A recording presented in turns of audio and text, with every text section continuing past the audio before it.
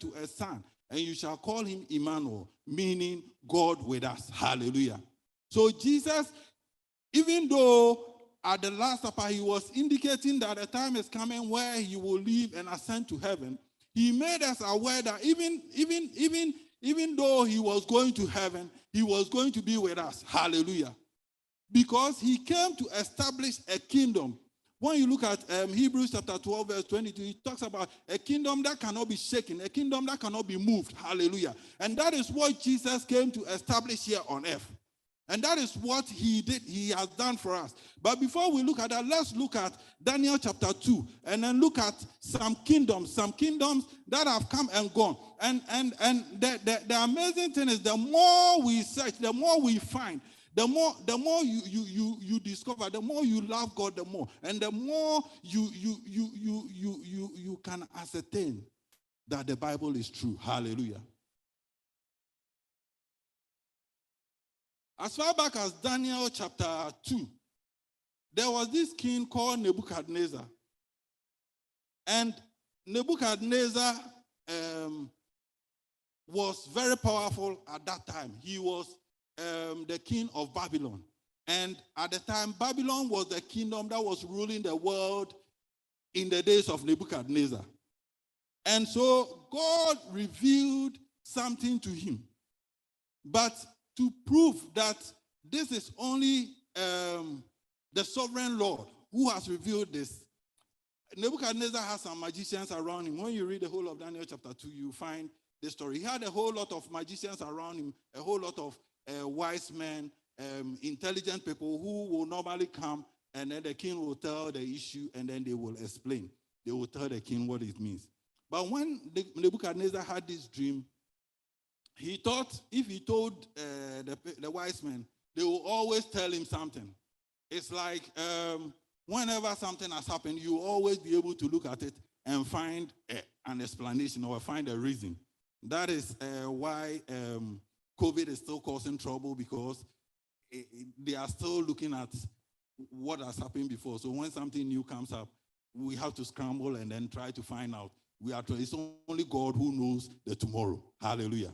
So the God of tomorrow was revealing to King Nebuchadnezzar what will happen tomorrow. And the king told his wise men, I'm not going to tell you. The king has slept, he's had his own dream, and he's telling them, I'm not going to tell you the dream, but you tell me the dream and tell me the interpretation so that I can believe your interpretation. Because otherwise, if I tell you the dream, you tell me something, and it's like a false prophet. When they give the prophecy, they say it and they go away. They don't care whether it happens or it doesn't happen.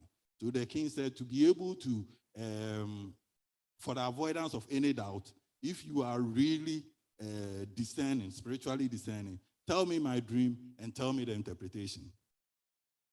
And the wise man told the king clearly that nobody has ever asked a thing like this. And the only people who can give the king, Daniel 2:11, he says, what the king asks is too difficult. No one can reveal to the king except the gods, and they do not live among humans. Hallelujah. So they told the king that only the gods can do that, but their gods do not live among humans. Hallelujah. But as we go through, you will realize that our God lives in us. Sometimes when I tell people God lives in my heart, they look at me and they think I'm losing it. But you see, as we go through scriptures, if time permits, you will realize that there are things that are spiritually discerned. It's not for the carnal mind. So no matter how, there are people who are very good at the Bible. They know the Bible inside out. But because they are looking at the Bible without the Spirit, they are not able to get the revelations in the Word. Hallelujah. So the king decided to kill them. And the message got to Daniel. And then Daniel went to the king and asked for more time. And what Daniel did,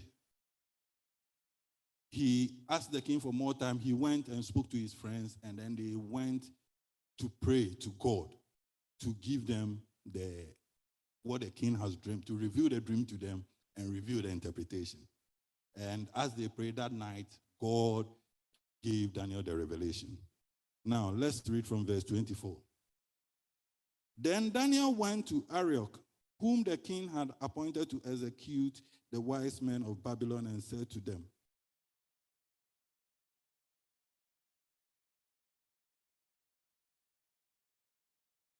and said to him, Arioch, and said to him, do not execute the wise men of Babylon. Take me to the king, and I will interpret his dream for him.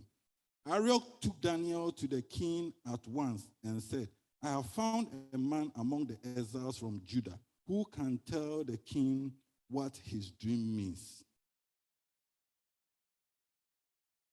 The king asked Daniel, also called Belteshazzar, are you able to tell what I saw in my dream and interpret it?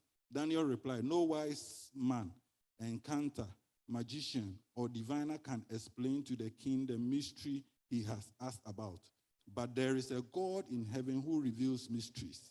He has shown the king Nebuchadnezzar what will happen in days to come. Your dream and the vision that passed through your mind as you were lying in your bed are these. As your majesty was lying there, your mind turned to things to come, and the revealer of mysteries showed you what is going to happen.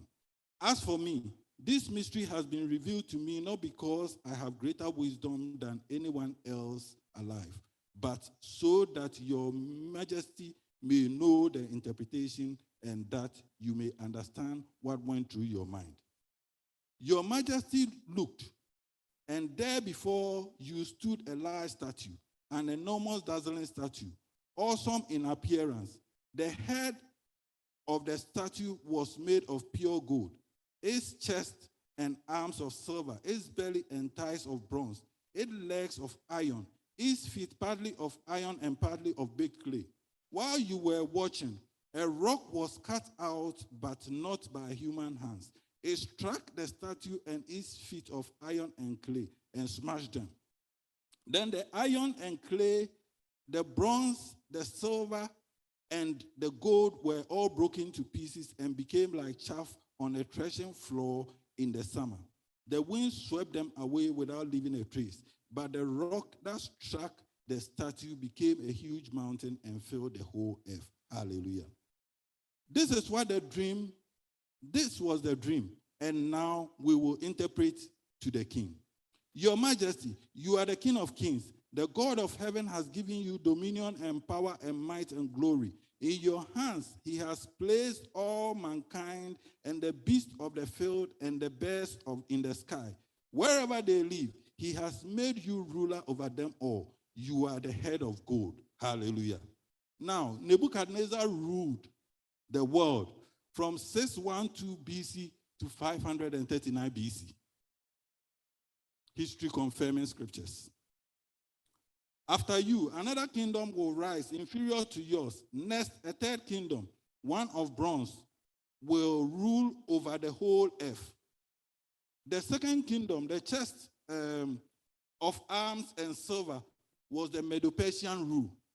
Those of you who do history, you realize that the Persians ruled from 539 BC to 331 BC. Then came another kingdom, who was the belly and the thighs in the statue Nebuchadnezzar saw. The belly and the thighs were made of bronze, and that was the Greece rule from 331 BC to 168 BC.